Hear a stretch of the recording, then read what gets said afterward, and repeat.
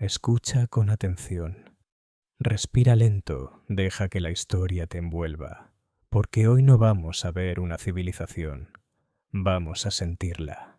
La historia de Roma no comienza con certezas, comienza con un murmullo, una niebla temprana flotando sobre las aguas del Tíber, un susurro entre mitos y ecos que nadie puede confirmar, pero que todos repiten.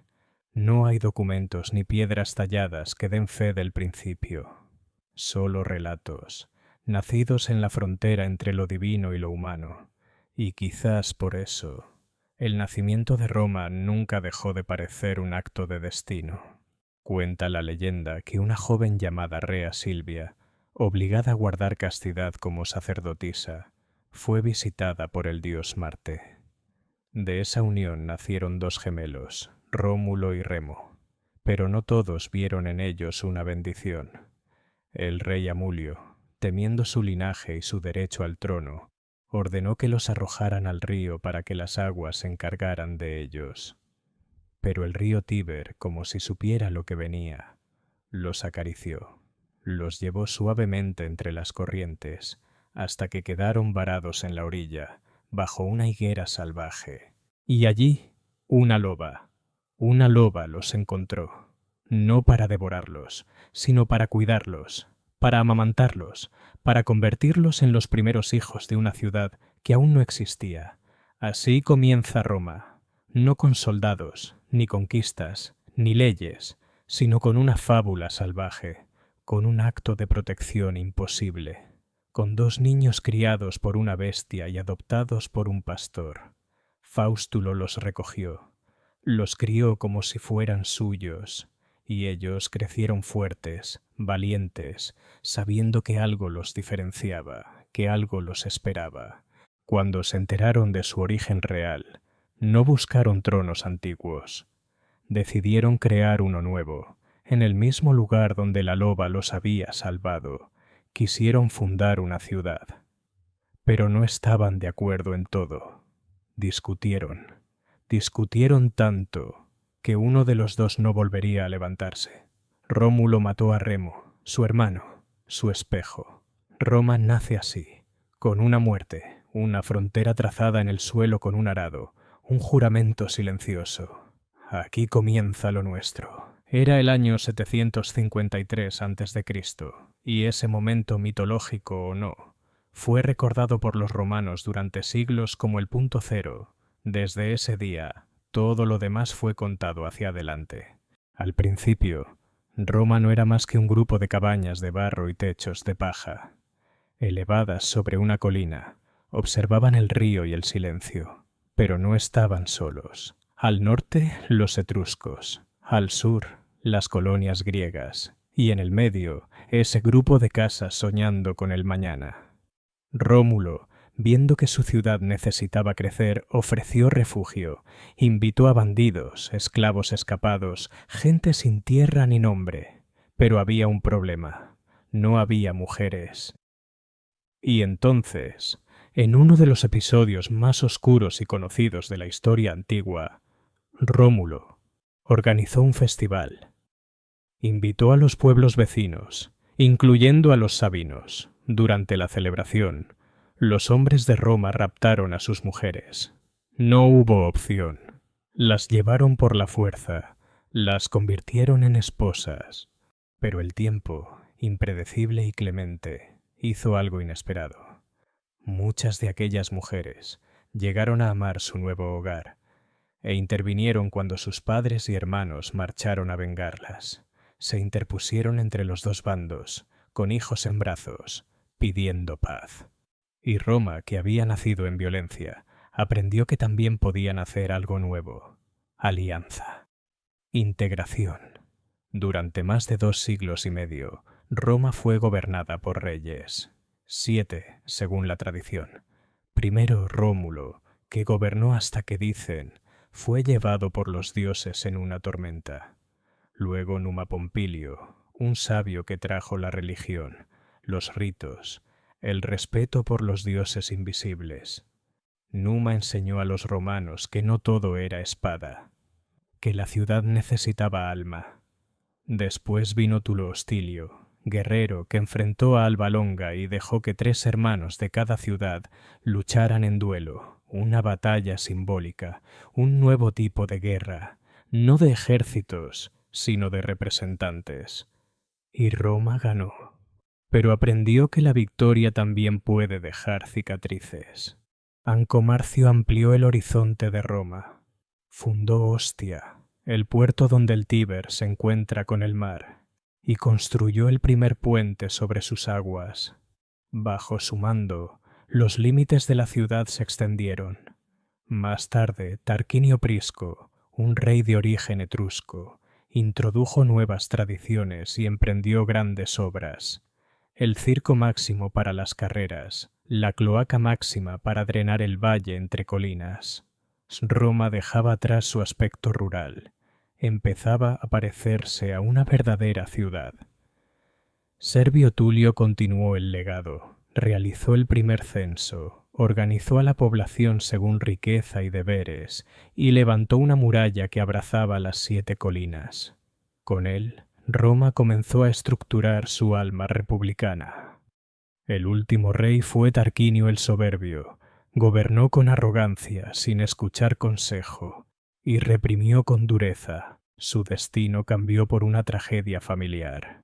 Su hijo causó una afrenta imperdonable a una mujer noble llamada Lucrecia. Humillada, ella tomó una decisión extrema. Su historia fue la chispa que encendió el fin de la monarquía. Lucio Junio Bruto, amigo de la familia, tomó la espada y la palabra, convocó al pueblo, derrocó al rey, y con un solo acto, Roma cambió para siempre. En el año 509 a.C., la monarquía cayó. El último rey fue exiliado, el trono quedó vacío. En su lugar se alzaron 2 cónsules, elegidos, temporales, con poder limitado y la obligación de compartirlo. Nacía así la República, un experimento, una apuesta, una forma de gobierno donde nadie podía tenerlo todo. Una ciudad que ya no era de un solo hombre, sino de todos. Y aunque las sombras del pasado seguían acechando, Roma había dado su primer paso hacia el poder.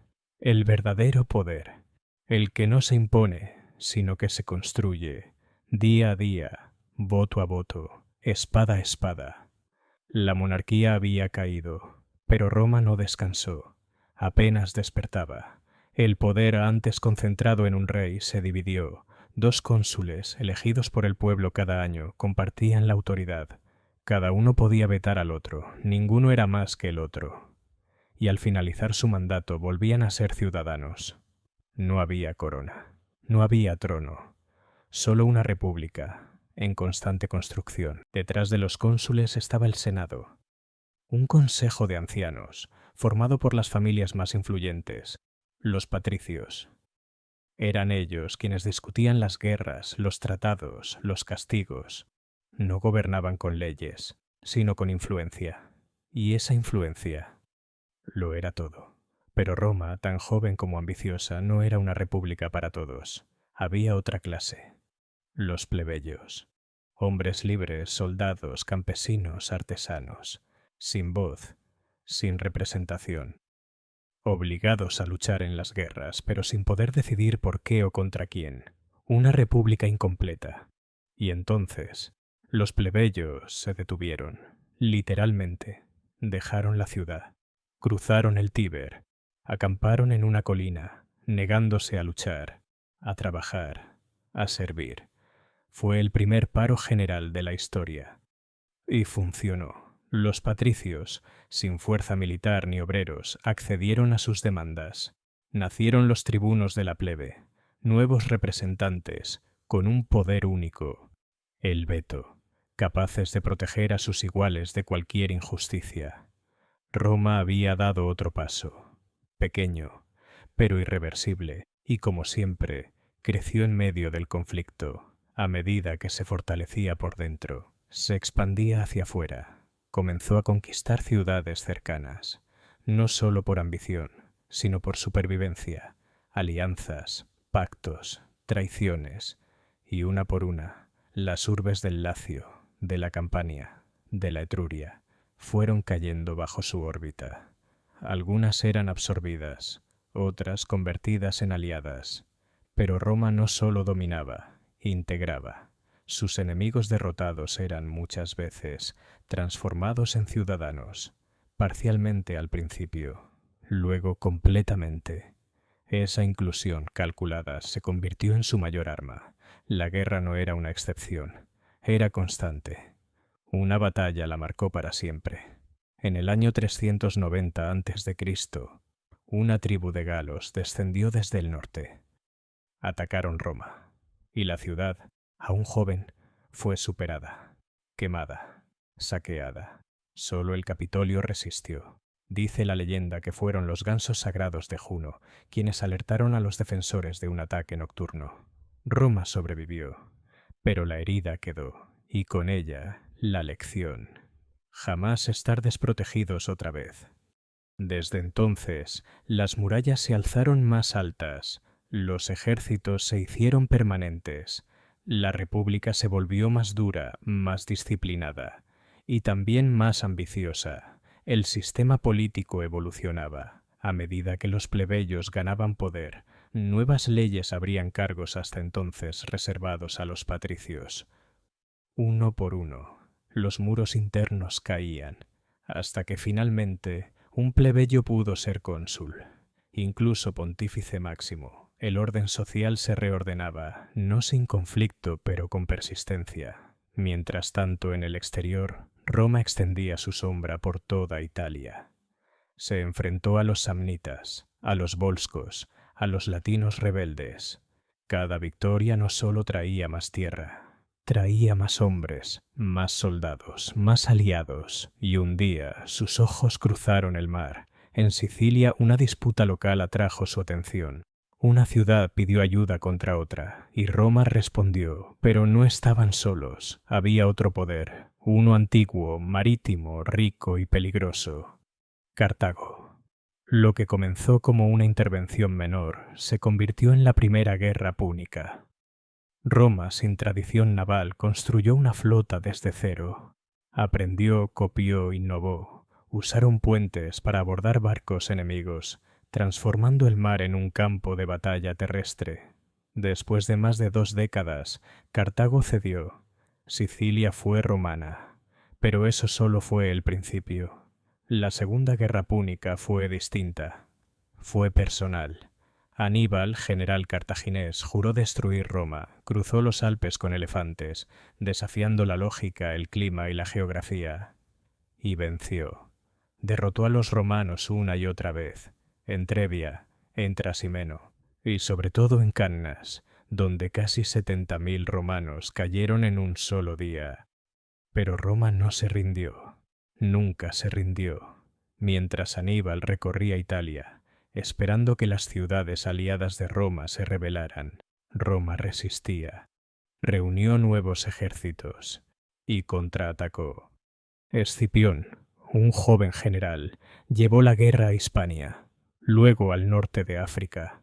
Obligó a Aníbal a regresar, y en la batalla de Zama lo derrotó. Fue el fin de la guerra. Roma no solo venció, se convirtió en potencia mediterránea. Y no se detuvo ahí. Conquistó Macedonia, derrotó a los seleucidas, aumentó su influencia en Grecia, en Asia Menor, en África. Cartago fue destruida definitivamente, y sus tierras, sembradas con sal, se convirtieron en símbolo del poder romano. Pero cada victoria traía consigo un nuevo problema. El botín de guerra enriquecía a los generales, a los senadores, a las élites. Las tierras eran tomadas por grandes propietarios. Los pequeños campesinos, desplazados, emigraban a la ciudad.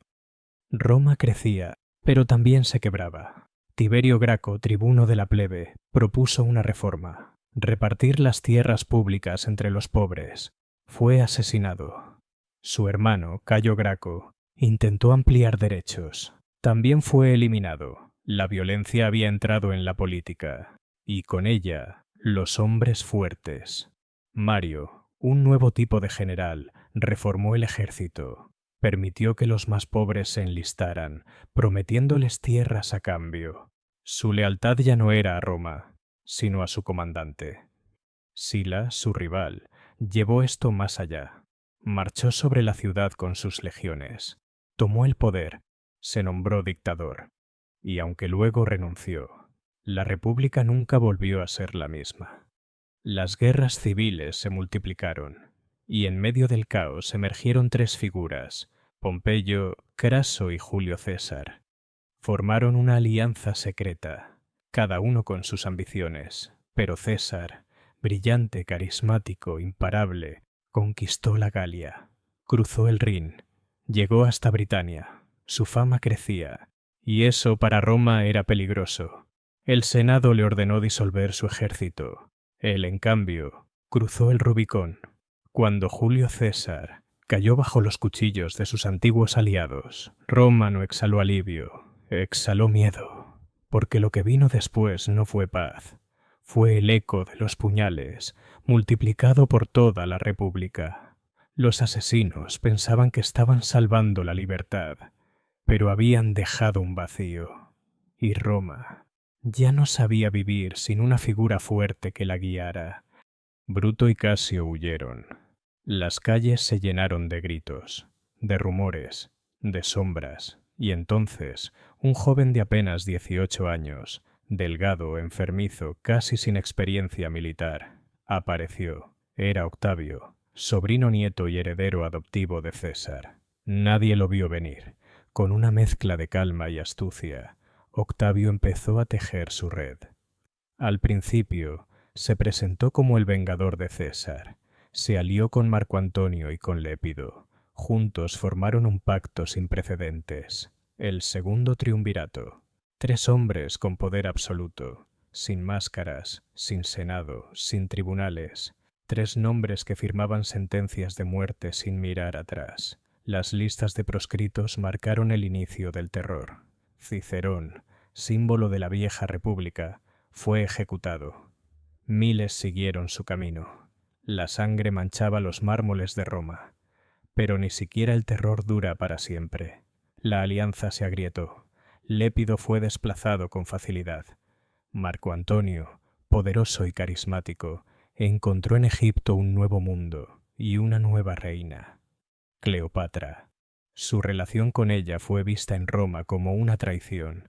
Mientras Marco Antonio enviaba mensajes desde Alejandría, Octavio hablaba directamente al pueblo romano. Se presentó como el defensor de las tradiciones, de los dioses, del orden. Mostró el testamento de Antonio, en el que éste pedía ser enterrado en Egipto. Eso bastó. Roma se sintió traicionada, se sintió usada, se sintió romana. La guerra fue inevitable. En el año 31 a.C., en el mar de Actium, las fuerzas de Octavio y Marco Antonio se enfrentaron. Una batalla que no fue solo militar, fue simbólica. Occidente contra Oriente, Roma contra Alejandría, el futuro contra el pasado. Marco Antonio y Cleopatra fueron derrotados, murieron juntos, no hubo desfile para ellos, no hubo perdón. Octavio, en cambio, volvió a Roma en medio del silencio. No reclamó títulos, no exigió coronas, solo devolvió los poderes al Senado, y el Senado, agradecido, le dio todo lo que pidió, y más. Le otorgaron el título de Augusto, un nombre nuevo, sin precedentes. No rey, no dictador, no cónsul perpetuo. Algo distinto, algo sagrado. Augusto se convirtió en el primer emperador sin decirlo en voz alta. Controlaba las provincias con ejércitos, controlaba el tesoro, controlaba la ley, pero lo hacía con tacto, con gestos, con símbolos. Mantuvo el Senado, mantuvo las elecciones, pero todos sabían que nada pasaba sin su consentimiento. Augusto comprendía el alma romana, no le interesaba parecer un monarca.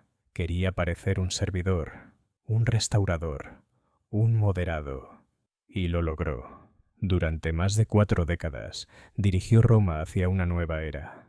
La guerra civil quedó atrás. Los templos fueron reconstruidos, las leyes reformadas, la moneda estabilizada. Las fronteras aseguradas. Roma se convirtió por fin en lo que siempre había querido ser, el centro del mundo conocido. Un imperio, sí, pero también una idea, una promesa, una civilización. La República, en el fondo, había muerto con César, pero su fantasma vivía en el lenguaje, en los rituales, en los gestos cuidadosamente coreografiados por Augusto. Todo era nuevo, pero todo parecía antiguo. Esa fue su genialidad. Y así, en el año 27 a.C., mientras el pueblo aplaudía y el Senado ofrecía coronas simbólicas, Roma cruzó un umbral. Ya no era una ciudad que gobernaba Italia, era el corazón palpitante de un imperio que se extendía desde Hispania hasta Siria, desde las brumas de Britania hasta los desiertos de Egipto. Y ese imperio recién comenzabas a respirar.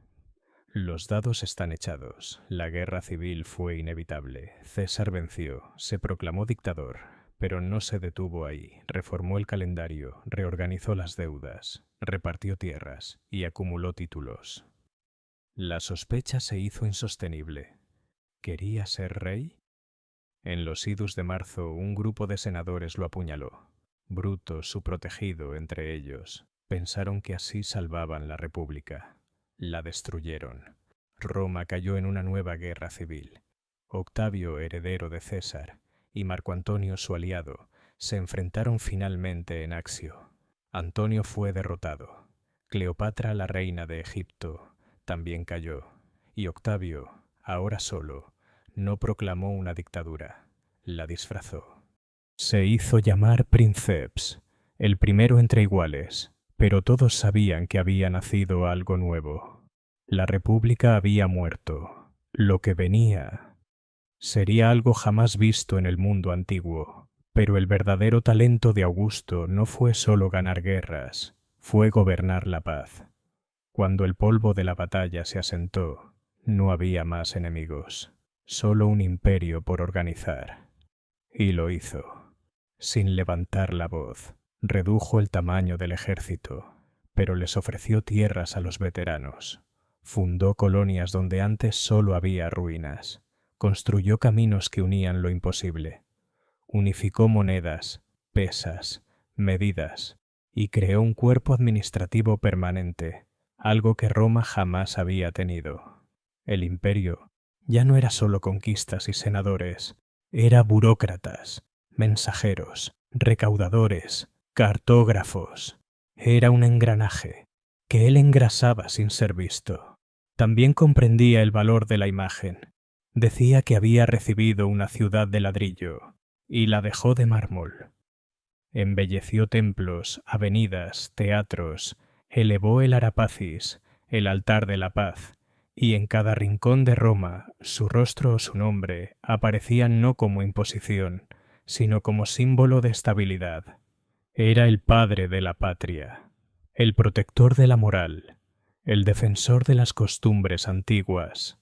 Augusto entendía que Roma no podía aceptar un monarca, pero necesitaba uno. Por eso creó una figura nueva, el Princeps, el primero entre iguales, alguien que no ordenaba, sugería, que no mandaba, guiaba. Era todo poder, sin ostentación, y en ese juego de sombras forjó el molde para todos los que vendrían después. Incluso su sucesión fue cuidadosamente diseñada. Aunque no tuvo hijos varones, fue moldeando herederos. Primero Marcelo, luego Agripa, luego sus nietos, y finalmente Tiberio. Cada paso medido, cada movimiento calculado. Nada dejaba al azar. Roma tenía paz, prosperidad, monumentos, pan, juegos, seguridad. Y detrás de todo eso, un hombre silencioso que rara vez hablaba en público, que nunca vestía con exceso, sí que evitaba todo lo que oliera a tiranía, pero que lo controlaba todo. Cuando Augusto murió, el imperio no colapsó, siguió. Y eso para Roma era un milagro. Con la muerte de Augusto, Roma sostuvo el aliento, pero nada se derrumbó. La máquina que él había construido seguía girando, lenta, sólida, impresionante, porque el verdadero legado de Augusto no fue su poder, sino su permanencia. El Senado, los cargos, las fórmulas republicanas seguían ahí, pero el control real ya no estaba en el foro, estaba en el palacio, en la figura del emperador. Y tras Augusto llegó Tiberio. Tiberio no era carismático, era reservado, oscuro, incluso melancólico. Gobernó con eficacia, pero también con temor. Se retiró a Capri en sus últimos años, dejando el poder en manos del prefecto del pretorio, Sejano, y bajo su sombra, Roma se tiñó de intrigas, juicios secretos y listas de enemigos invisibles. El imperio seguía funcionando, pero el ambiente se volvía espeso. Luego llegó Calígula, joven, amado al principio, el nieto de Germánico, el bisnieto de Augusto. Parecía el heredero ideal. Pero algo se rompió. Quizás una enfermedad, quizás el poder. Comenzó a comportarse como un dios viviente. Hablaba con la luna. Mandaba construir puentes imposibles. Proclamó cónsul a su caballo. Los espectáculos se volvieron crueles, las ejecuciones caprichosas, y tras apenas 4 años, fue asesinado por su propia guardia. El siguiente fue Claudio, tío de Calígula, tímido, tartamudo, despreciado por su propia familia. Pero en el poder demostró ser brillante. Organizó provincias, conquistó Britania, fortaleció la administración y, sobre todo, sobrevivió, hasta que su última esposa, Agripina, lo envenenó para colocar a su hijo en el trono, Nerón. Nerón era joven, artista, ambicioso. Al principio gobernó bajo la guía de Séneca y Burro, pero pronto se soltó. Mató a su madre, mató a su esposa, sospechó de todos, y cuando Roma ardió en una noche trágica, muchos creyeron que fue él quien la incendió. Culpó a los cristianos, los persiguió con saña, los iluminó como antorchas humanas en sus jardines. Fue amado por algunos, odiado por muchos, y cuando los ejércitos se alzaron contra él, se suicidó. Así terminó la dinastía Julio-Claudia. El trono quedó vacío. Roma vivió su primer gran fractura. 4 generales se proclamaron emperadores en un solo año: Galba, Otón, Vitelio y finalmente Vespasiano. Con él comenzó la dinastía Flavia. Vespasiano era distinto. Soldado, práctico, sin linaje divino. Se enfocó en restaurar el orden, recuperó las finanzas y empezó la construcción de un símbolo: el Coliseo. No para sí mismo, sino para el pueblo, en el mismo lugar donde Nerón había construido su suntuoso palacio. Era una declaración. El poder volvía al servicio de Roma. Le sucedió su hijo Tito, y en apenas 2 años enfrentó catástrofes. La erupción del Vesubio sepultó Pompeya, un incendio azotó Roma, pero su gestión fue digna, humana, compasiva. Y cuando murió sin escándalos, sin conspiraciones, Roma lloró. Después vino Domiciano, otro hijo de Vespasiano, eficiente, severo, controlador. Se proclamó Señor y Dios. Perseguía a los senadores, controlaba las palabras, los gestos, las ideas. Gobernó por 15 años hasta que fue asesinado en una conspiración palaciega.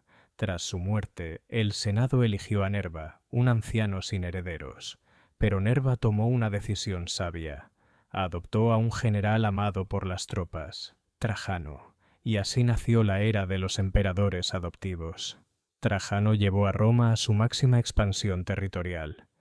Desde Escocia hasta Arabia, desde el Atlántico hasta el Cáucaso, el imperio alcanzó su cima.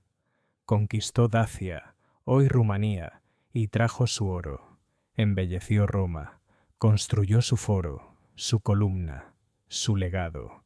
Pero más allá del conquistador, fue un gobernante justo, creador de programas de ayuda para los niños pobres, respetado incluso por quienes no lo conocieron. Murió en el este y fue sucedido por su hijo adoptivo, Adriano. Adriano era otra cosa: intelectual, viajero. No quiso seguir expandiendo, quiso consolidar, recorrer, entender. Visitó casi todas las provincias. Caminó junto a los soldados. Mandó construir murallas en Britania, fortalezas en el Danubio, fronteras estables. Era amante del arte, de la filosofía, del mundo helénico, y su obra más asombrosa fue el Panteón, aún en pie, aún perfecto. Luego vino Antonino Pío. Su reinado fue tranquilo, justo, casi invisible. Gobernó durante 23 años sin guerras, sin escándalos, sin crisis. Un respiro raro, una era dorada, quizás la más serena de todas. Y cuando le llegó el momento, eligió como sucesor a un hombre que no buscaba el poder.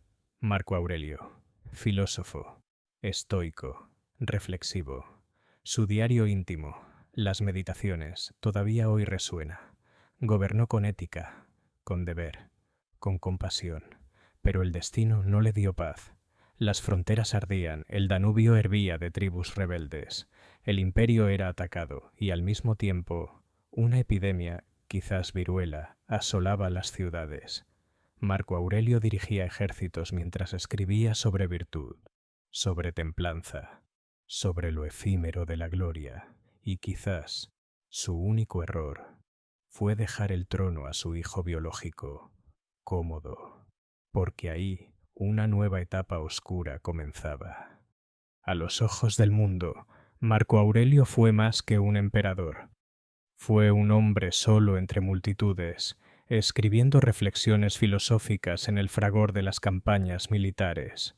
Sus palabras no eran discursos para las masas, sino notas íntimas para sí mismo, como si buscara razones para seguir llevando el peso del mundo sobre los hombros.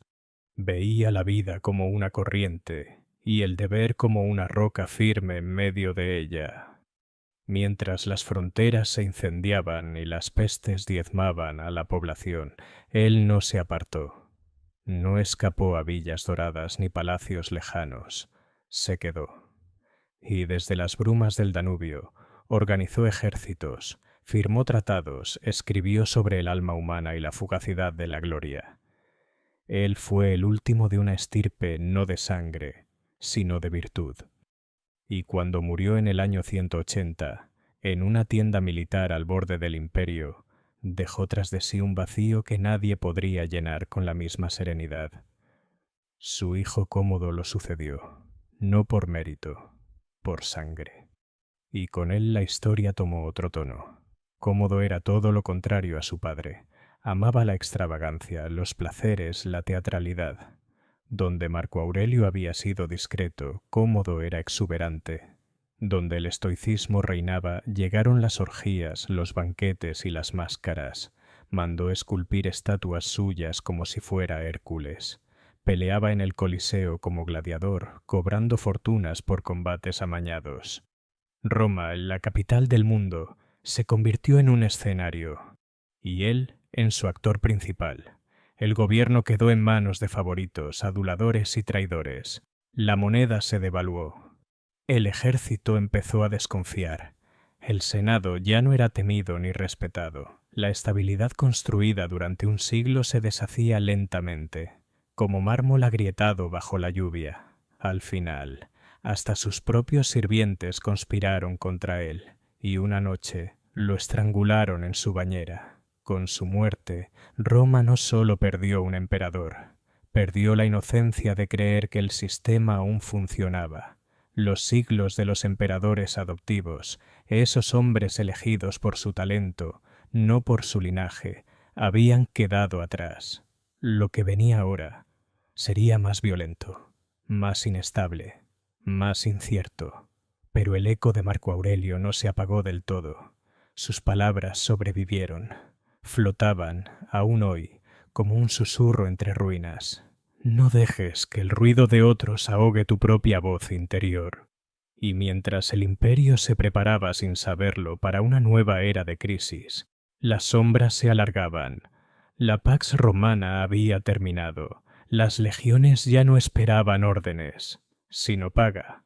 Las provincias no eran un orgullo, sino un peso, y el centro de poder comenzaba a fragmentarse. Roma seguía en pie, pero algo profundo había empezado a cambiar. Roma, en apariencia, seguía brillando. Las columnas se mantenían erguidas. El oro aún circulaba. El Senado continuaba reuniéndose bajo los techos de mármol. Las legiones patrullaban las fronteras. Y, sin embargo, algo se había torcido. Los emperadores que siguieron a Cómodo surgieron uno tras otro con la rapidez de las estaciones. Algunos eran generales respaldados por las legiones, otros figuras de compromiso impuestas por la guardia pretoriana. Ya no eran elegidos por su virtud, ni adoptados por sabiduría, eran impuestos por la espada o comprados con oro. El equilibrio que Augusto había diseñado, ese delicado juego de poder, honor y representación, comenzaba a tambalearse. A medida que los años pasaban, la paz interior se resquebrajaba. El número de conflictos fronterizos aumentaba. Las tribus germánicas presionaban desde el Rin y el Danubio. En el este los partos se reorganizaban, y dentro del propio imperio, las tensiones sociales hervían bajo la superficie. Las ciudades eran cada vez más dependientes de la redistribución imperial. La producción agrícola sufría por las epidemias. Las pequeñas propiedades desaparecían. Las diferencias entre ricos y pobres se acentuaban. Y la movilidad, antaño símbolo de ciudadanía compartida, se convertía en un privilegio cada vez más lejano. El ejército, centro de poder real, se transformaba. Ya no era solo defensor de fronteras, era árbitro de emperadores. Los soldados juraban lealtad a quienes los recompensaban, no a Roma. Y cada nuevo ascenso al trono costaba más. La estabilidad institucional, esa columna invisible que había sostenido a Roma durante siglos, se desgastaba, lenta y silenciosamente. Y aún así el imperio respiraba, vivía, porque Roma, incluso en el borde del abismo, conservaba su aura, sus símbolos, su ley, su idioma, su legado. Era un cuerpo vasto, inmenso, complejo, que aún no sabía que iba a caer. Desde las piedras del Foro hasta los confines del Nilo se hablaba latín, se veneraban los emperadores, se construían acueductos, se leía a Virgilio, se citaba a Cicerón. Las monedas seguían llevando inscripciones imperiales, los dioses aún recibían ofrendas, pero el tiempo no se detiene, ni siquiera para una ciudad eterna, y aunque desde las alturas del Palatino los emperadores aún observaban un mundo ordenado, los cimientos comenzaban a vibrar. Estaba por comenzar una época de fracturas, una era de pruebas, un siglo de crisis. Roma había alcanzado su cenit, y como todo lo que sube, el descenso comenzó sin ruido. No fue un colapso, fue una grieta, un crujido leve en los cimientos, una vibración que no se veía, pero se sentía. Tras la muerte de Marco Aurelio, el siglo III no trajo grandes reformas ni conquistas épicas. Trajo algo más difuso, más inquietante, inestabilidad. A lo largo de 100 años, más de 25 emperadores se sucedieron. Algunos reinaron solo meses, otros días. No murieron por enfermedad, murieron por conspiraciones, por guerras civiles, por traiciones dentro del ejército. El imperio se convirtió en un campo de batalla interno. Las provincias antes obedientes empezaron a levantar sus propios césares. Los generales se proclamaban emperadores desde las fronteras, y cada ascenso traía consigo un derramamiento de sangre. La guardia pretoriana, en lugar de proteger, negociaba, vendía el trono al mejor postor, y las legiones, cansadas de marchas eternas y sueldos atrasados, buscaban lealtades propias. Ya no defendían Roma, defendían a sus comandantes, y mientras tanto, las fronteras ardían. En el norte los pueblos germánicos, marcomanos, cuados, alamanes, cruzaban el Rin y el Danubio. En el este un enemigo más temible que los partos emergía, los sasánidas, liderados por Shapur I. Este nuevo imperio persa no venía a resistir, venía a atacar. Capturaron al emperador Valeriano, no lo ejecutaron, lo humillaron, lo mostraban como trofeo viviente, y cuando murió su piel fue curtida como advertencia para Roma. En Occidente la descomposición avanzaba. En Britania, Hispania y la Galia, un general llamado Póstumo creó su propio imperio galo. Roma ya no era única, se fragmentaba, se desdoblaba. La economía colapsó, las monedas perdieron valor, el trueque regresó, las ciudades se vaciaron, las epidemias se propagaron sin control, el campo se despoblaba, la sensación era una sola. La Roma que se conocía estaba desapareciendo, y sin embargo en medio de ese caos aparecieron luces. Una de ellas fue Aureliano, un general de origen humilde, duro, rápido, inclemente. No gobernó mucho tiempo, pero en apenas 5 años reconquistó el imperio galo en Occidente, derrotó al imperio de Palmira en Oriente, liderado por la enigmática reina Zenobia, y reunió nuevamente las piezas rotas. Mandó a construir una nueva muralla para Roma, no por nostalgia, sino por necesidad. Por primera vez en siglos, la capital se sentía vulnerable. Aureliano restableció la autoridad, reforzó el ejército, reorganizó la moneda. Fue aclamado como Restitutor Orbis, el restaurador del mundo, pero como tantos otros, fue asesinado por sus propios oficiales. La lección parecía clara. El poder sin estabilidad solo lleva a un ciclo eterno de destrucción. Entonces, llegó Diocleciano, un nombre que cambiaría el curso de la historia romana. No venía del Senado, no venía de familias ilustres, era hijo de esclavos liberados. Había ascendido desde el campo de batalla. Sabía lo que pasaba en las provincias, no solo en los palacios, y al llegar al poder no trató de restaurar lo antiguo, lo rediseñó todo. Para empezar, dividió el poder. Nombró a otro emperador, Maximiano. Uno gobernaría Oriente, el otro, Occidente, y junto a ellos, 2 césares asistentes. Nacía la tetrarquía, 4 gobernantes, una sola Roma. Cada parte del imperio tenía su propio ejército, su administración, su centro político. Pero todo funcionaba como un cuerpo coordinado. El caos se controlaba, las rebeliones disminuían, las fronteras reforzadas. Diocleciano entendió que el imperio era demasiado grande para una sola mano, demasiado diverso, demasiado frágil. También reformó la economía, impuso controles de precios, reorganizó los impuestos, ordenó censos, cambió la fiscalidad para que fuera más regular, aunque más dura, y quizás como reflejo del nuevo orden, transformó la figura imperial. El emperador dejó de ser princeps, el primero entre iguales, ahora era un ser casi sagrado, un dominus, un señor absoluto. Su corte se volvió ritualista, casi oriental. Los súbditos ya no se dirigían al emperador directamente.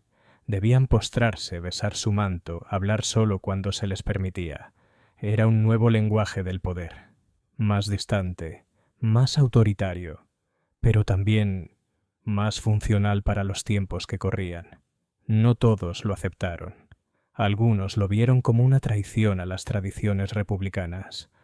Pero Diocleciano no gobernaba con nostalgia, gobernaba con necesidad. En el campo espiritual también impuso su voluntad.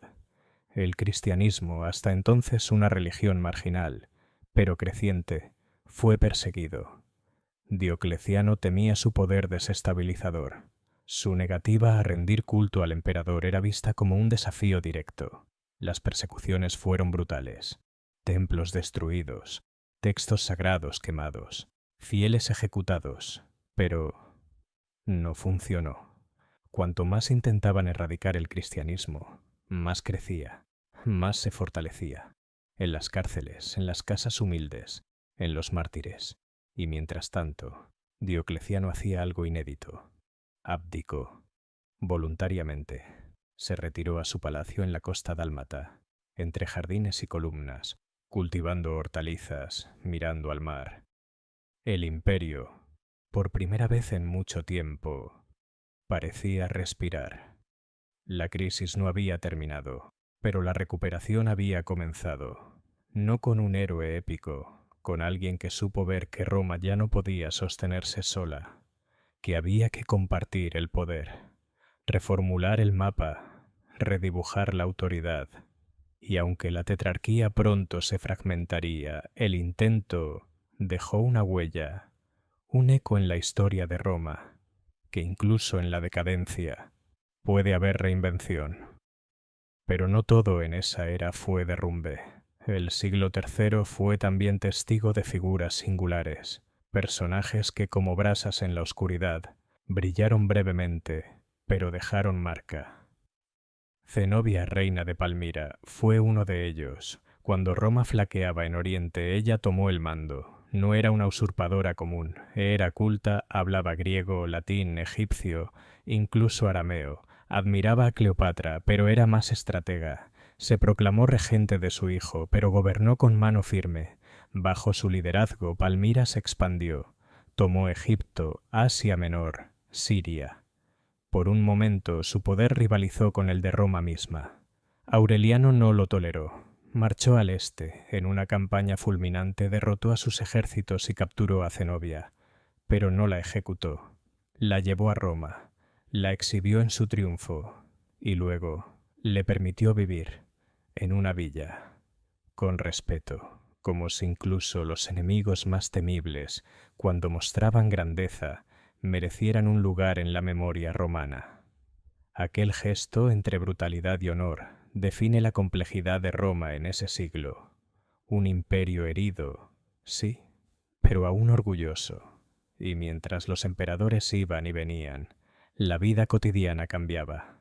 La vieja aristocracia senatorial perdía relevancia. La movilidad social se volvía más rígida. Los oficios se heredaban por decreto.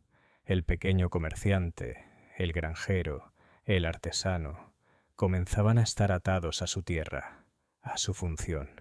Lo que antes era elección, ahora era obligación. Se sembraban así las primeras semillas del sistema que siglos después sería conocido como feudalismo. El mundo romano se volvía menos urbano, menos flexible, menos ciudadano. Pero aún era Roma, y fue en ese contexto que Diocleciano emergió como algo más que un emperador. Fue un arquitecto político. Su reforma militar fue decisiva. Multiplicó las unidades del ejército, creó defensas en profundidad, fortalezas escalonadas, fronteras activas. Y lo más importante, separó el mando militar del mando civil, una medida que buscaba evitar que los gobernadores se rebelaran con tropas propias. También reorganizó las provincias, las hizo más pequeñas, más numerosas, más controlables. Dividió lo inmenso para que pudiera ser administrado y cambió la moneda imperial con un nuevo sistema basado en metales más estables, aunque la inflación persistiera. El intento era claro: reconstruir no solo el imperio físico, sino la confianza en el sistema. Todo esto a costa de un aumento en la burocracia. Más funcionarios, más recaudadores, más registros.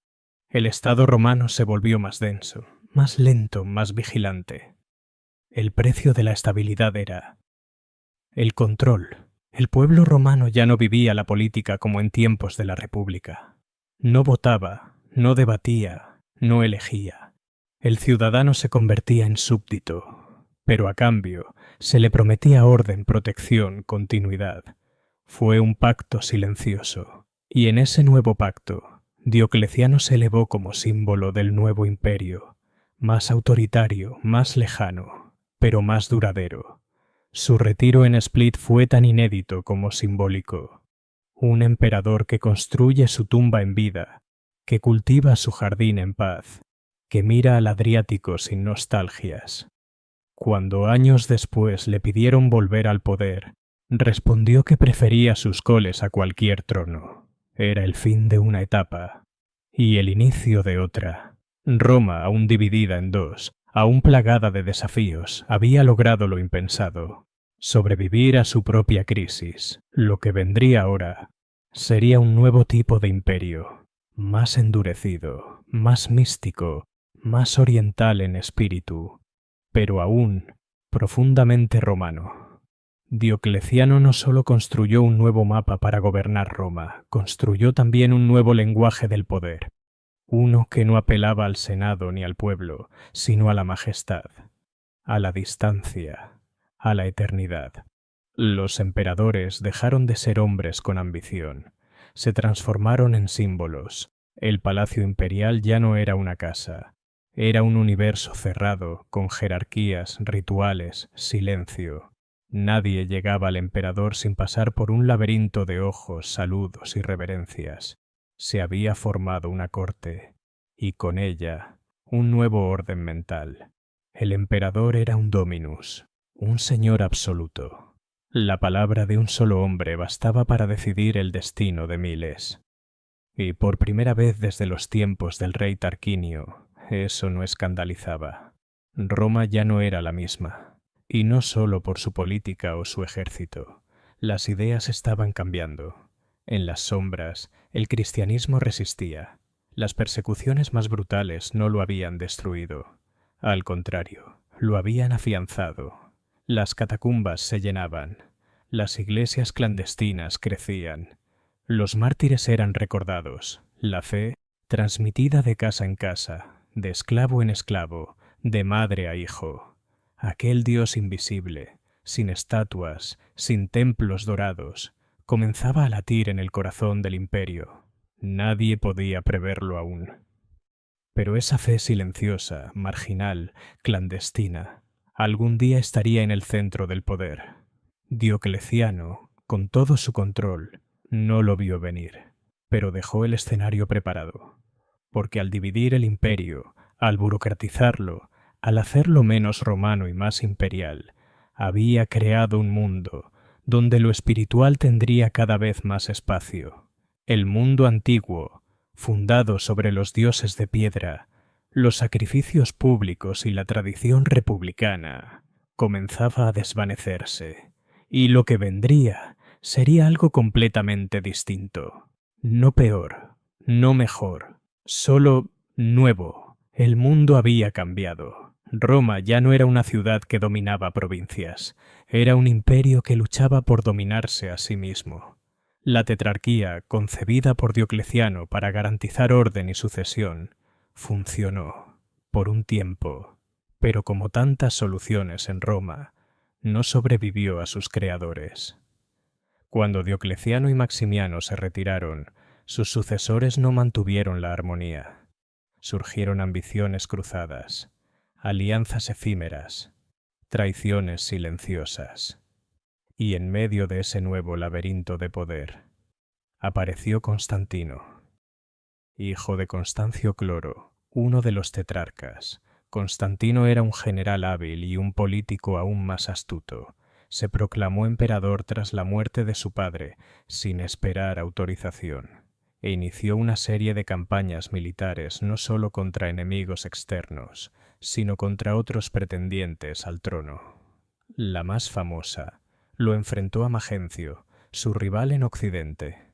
A las afueras de Roma, cerca del puente Milvio, Constantino soñó con una visión, un símbolo en el cielo, una cruz acompañada por las palabras «In hoc signo vinces». Con este signo vencerás. Mandó pintar ese emblema en los escudos de sus soldados. Y venció.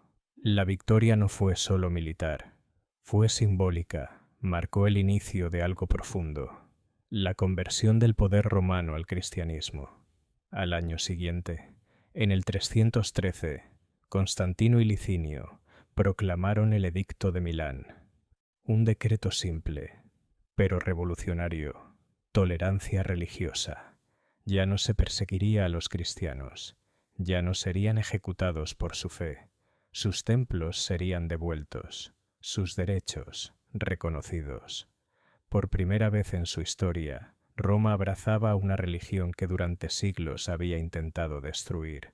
Constantino no impuso el cristianismo, No lo convirtió en oficial, pero lo protegió, lo favoreció, lo financió, y con eso cambió para siempre el rostro espiritual del imperio.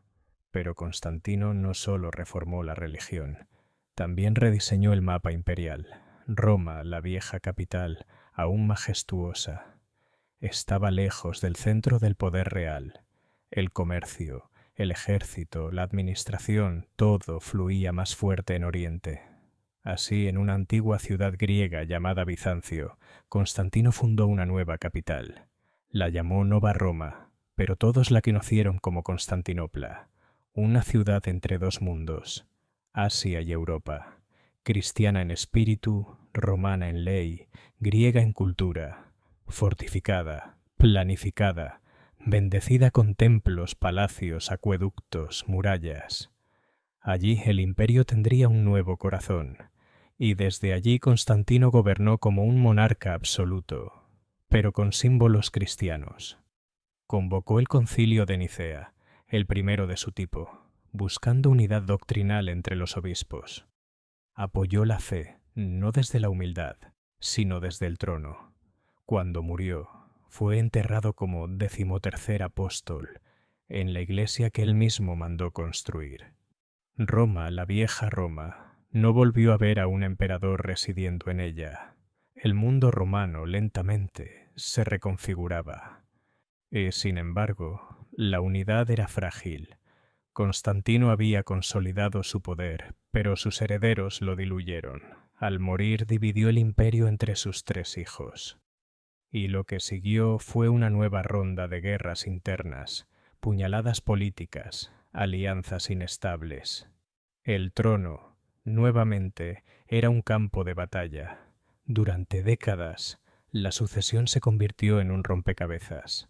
Algunos emperadores murieron en batalla, otros fueron derrocados por sus propias tropas, y mientras tanto, en las fronteras, los peligros crecían. Los godos, los francos, los alamanes, tribus germánicas cada vez más fuertes, no solo atacaban, se asentaban, negociaban tratados, se convertían en federados, pueblos enteros a los que Roma ofrecía tierra a cambio de servicio militar. Era una solución práctica, pero arriesgada, porque en el fondo Roma ya no tenía fuerza para resistir sola. El ejército romano estaba compuesto en gran parte por no romanos, germanos, ilirios, sirios, africanos. El idioma seguía siendo el latín, pero el espíritu estaba cambiando, y a esa transformación se sumaba otra. El cristianismo ya no era una fe perseguida, era el eje espiritual del imperio. En el año 380, el emperador Teodosio I dio un paso más allá. Proclamó el cristianismo como religión oficial del Estado romano. Los templos paganos fueron cerrados, los cultos tradicionales prohibidos. El cristianismo se volvió no solo legal, sino obligatorio. La Roma de los dioses múltiples, de Júpiter y Marte, de Ceres y Venus, quedó atrás. Y con ese cambio vino otro aún más profundo. Teodosio, último emperador que gobernó sobre un imperio aún unido, tomó una decisión trascendental. Al morir, dividió definitivamente el imperio entre sus 2 hijos. El occidente quedaría en manos de Honorio, el oriente en manos de Arcadio. Era una medida práctica, pero también el principio del fin, porque mientras Constantinopla florecía, bien defendida, rica, cohesionada, Roma, la vieja Roma, comenzaba a desmoronarse. El imperio ya no era uno, era 2 mundos distintos, unidos por la historia, pero separados por el destino. La muerte de Constantino no trajo paz. Sus hijos, en lugar de continuar su legado, dividieron el imperio entre ellos, y pronto se enfrentaron como enemigos. Constancio y Constantino II se declararon guerras abiertas. Hubo traiciones, alianzas fugaces, masacres en palacio. De la familia de Constantino solo uno sobreviviría. La unidad, tan ansiada, se rompía una y otra vez no por enemigos externos, sino por el orgullo interno. En ese torbellino surgió un nombre inesperado: Juliano, sobrino de Constantino, filósofo, lector de Platón, admirador de Homero, educado en secreto, temeroso de los asesinatos familiares, se formó entre libros y templos antiguos, y cuando finalmente subió al trono, hizo algo impensado: renunció al cristianismo. Juliano, más tarde llamado el Apóstata, intentó revivir los antiguos cultos, restauró templos paganos, reinstituyó sacerdocios, promovió rituales olvidados. No persiguió violentamente a los cristianos, pero sí los marginó. Quiso regresar a un pasado glorioso que ya no existía. Era un hombre del siglo IV con el alma de un romano del siglo I. Pero el tiempo no retrocede. Murió joven en campaña contra los persas, y con él murió también el último intento serio de revertir el cristianismo imperial. Tras Juliano, el trono volvió a manos cristianas. Pero el cristianismo ya no era el mismo. En pocos años dejó de ser una red clandestina de creyentes humildes. Se convirtió en una estructura poderosa, con obispos influyentes, sínodos, leyes propias y una voz moral que resonaba incluso sobre los emperadores. En muchas ciudades, la figura del obispo era más respetada que la del gobernador. Intervenían en juicios, mediaban en crisis, recaudaban limosnas, cuidaban de los pobres y, sobre todo, ofrecían sentido. En un mundo que cambiaba demasiado rápido, la fe ofrecía algo que el imperio no podía: esperanza. En Roma, el obispo comenzó a llamarse papa. En Constantinopla, Alejandría y Antioquía, los patriarcas guiaban a millones. El poder espiritual ya no era una sombra, era una institución. Y mientras eso ocurría, Constantinopla crecía. La ciudad fundada por Constantino se convirtió en una metrópolis, rodeada por murallas imposibles de penetrar, bañada por dos mares, conectada por caminos, protegida por ejércitos leales. Era Roma, sin ser Roma. Sus plazas imitaban al Foro, sus columnas al Capitolio, sus leyes seguían en latín, pero en sus calles se hablaba griego, sus mercados eran orientales, sus palacios bizantinos. El centro de gravedad del imperio se había movido, y aunque la administración seguía fingiendo unidad, la verdad era evidente: había dos mundos romanos. En Occidente las ciudades se empobrecían, el ejército carecía de disciplina, las finanzas eran caóticas, el Senado, un recuerdo, las murallas, viejas. En Oriente, todo lo contrario: riqueza, burocracia, estabilidad y fe. En medio de esa dualidad surgió un emperador que lo entendió todo: Teodosio I, español de nacimiento, católico ferviente, militar y diplomático. Gobernó el Este con firmeza, y cuando el Occidente se hundía, lo unificó temporalmente bajo su mando. Durante su reinado, el cristianismo dejó de ser solo religión imperial. Se convirtió en instrumento de gobierno. Teodosio persiguió las herejías, cerró templos paganos, prohibió los sacrificios, abolió los Juegos Olímpicos y elevó a la Iglesia a una posición jamás soñada por los primeros cristianos. El caso más emblemático fue su enfrentamiento con Ambrosio, obispo de Milán. Cuando tropas imperiales masacraron civiles en Tesalónica, Ambrosio exigió que el emperador hiciera penitencia pública. Teodosio obedeció. Entró descalzo a la iglesia. Se postró. Lloró. Roma había creado emperadores dioses. Ahora los emperadores lloraban ante sus obispos. Era un nuevo orden moral. Y cuando Teodosio murió en el año 395, dejó al imperio nuevamente dividido. No por accidente, por diseño. A su hijo Honorio le dio el occidente, a su hijo Arcadio el oriente. Ambos eran jóvenes, inexpertos, títeres en manos de cortesanos, generales y burócratas. Pero lo importante no eran ellos, era el gesto. Teodosio fue el último emperador de un imperio unido. Tras él, Oriente y Occidente vivirían historias paralelas, conectadas por hilos cada vez más delgados. Oriente con Constantinopla como joya.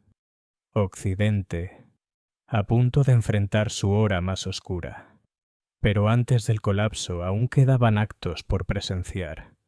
Alianzas que se romperían, murallas que caerían, nombres que se grabarían para siempre, y la palabra Roma aún tenía mucho que decir. Roma, al dividirse entre Oriente y Occidente, no partió sus territorios solamente, partió su alma. En el este, Constantinopla emergía como un faro. La ciudad no solo era rica y protegida, era funcional. Sus emperadores contaban con burocracias eficientes, ejércitos disciplinados, impuestos recolectados, ciudades que producían. En Occidente, el panorama era distinto. Roma aún se llamaba imperio, aún acuñaba monedas, aún enviaba embajadores, pero el corazón ya no latía con la misma fuerza. Las provincias, antes orgullosas, ahora apenas podían sostener sus murallas. Las ciudades perdían población. Las vías romanas, antes majestuosas, se volvían senderos polvorientos. Y, sobre todo, el ejército ya no era el mismo. Los romanos, ciudadanos tradicionales, ya no llenaban las legiones. No querían, no podían. El reclutamiento se volvió difícil, costoso, forzado, así que Roma miró afuera, reclutó entre los godos, los vándalos, los suevos, ofreció tierras, sueldos, promesas.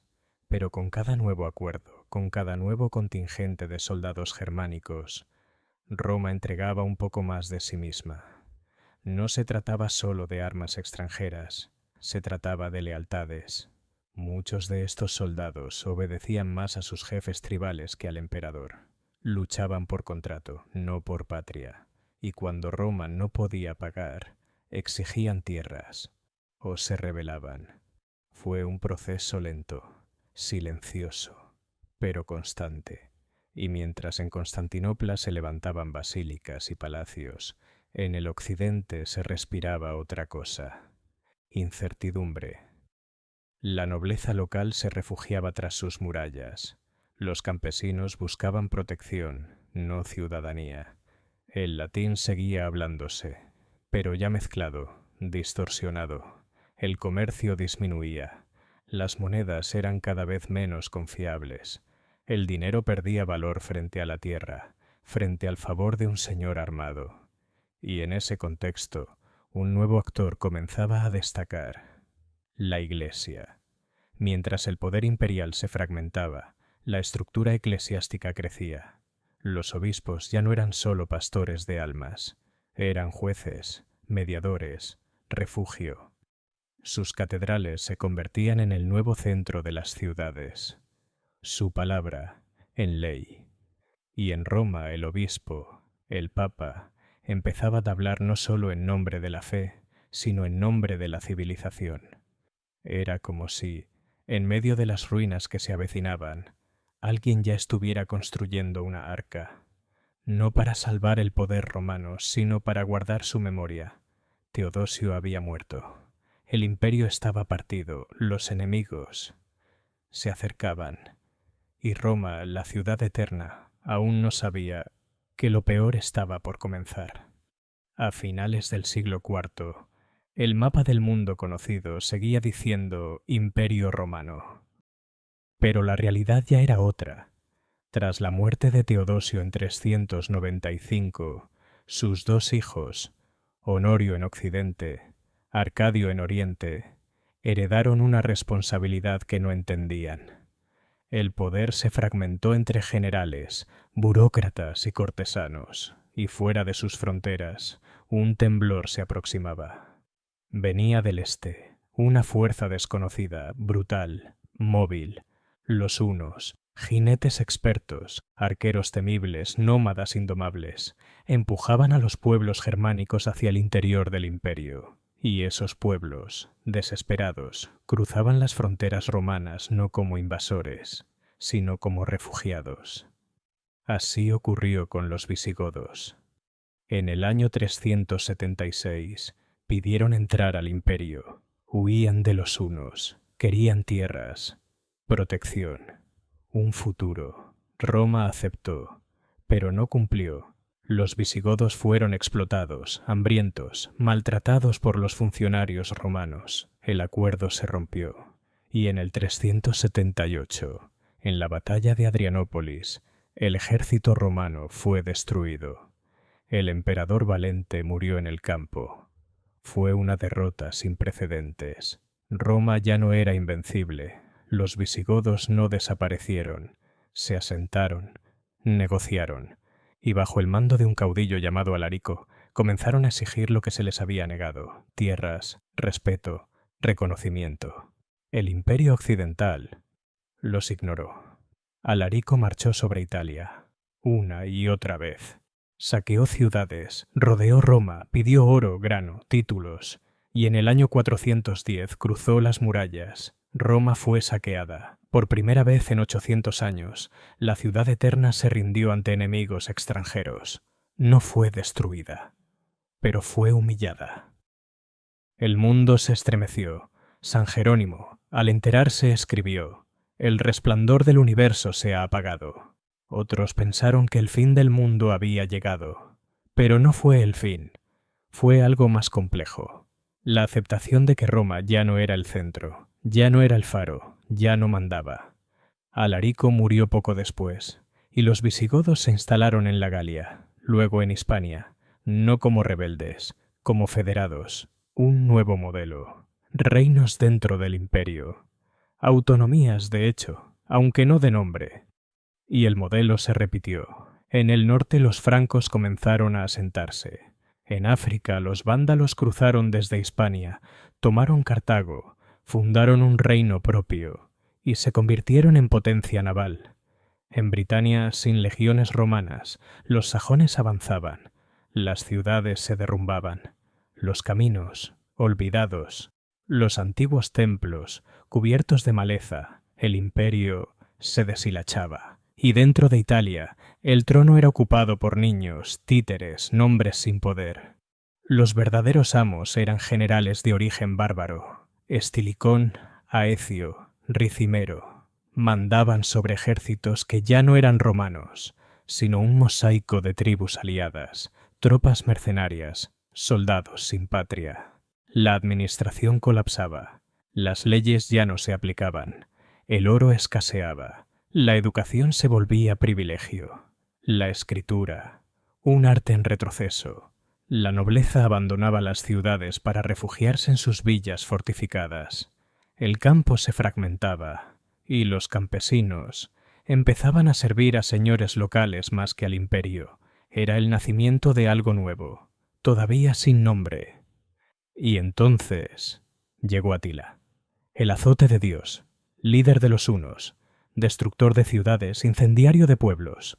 Cruzó el Danubio, entró en la Galia, llegó a Italia, exigió tributo, aterrorizó incluso a Constantinopla. Pero en el último momento se retiró.